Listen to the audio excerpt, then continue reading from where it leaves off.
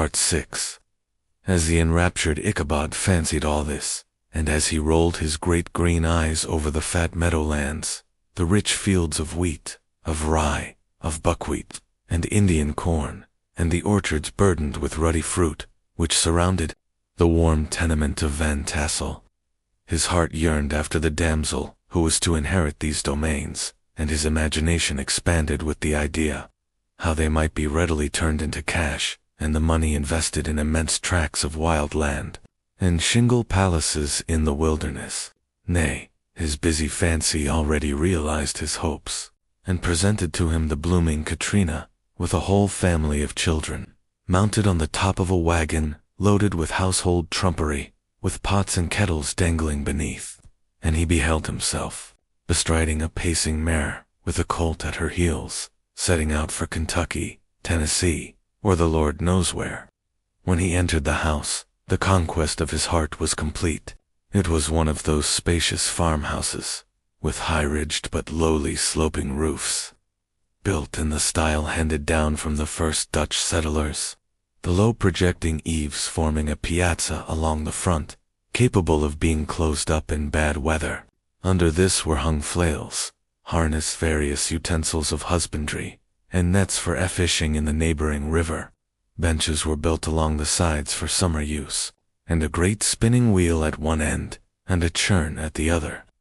showed the various uses to which this important porch might be devoted. From this piazza, the wondering Ichabod entered the hall, which formed the center of the mansion, and the place of usual residence. Here rows of resplendent pewter, ranged on a long dresser, dazzled his eyes.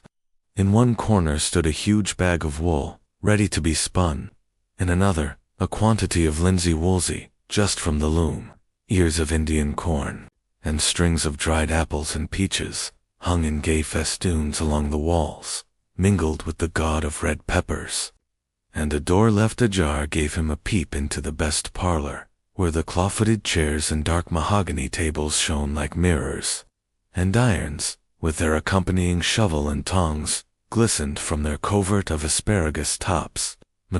and conch shells decorated the mantelpiece.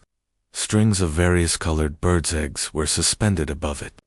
A great ostrich egg was hung from the center of the room, and a corner cupboard, knowingly left open, displayed immense treasures of old silver and well-mended china. From the moment Ichabod laid his eyes upon these regions of delight, the peace of his mind was at an end, and his only study was how to gain the affections of the peerless daughter of Van Tassel.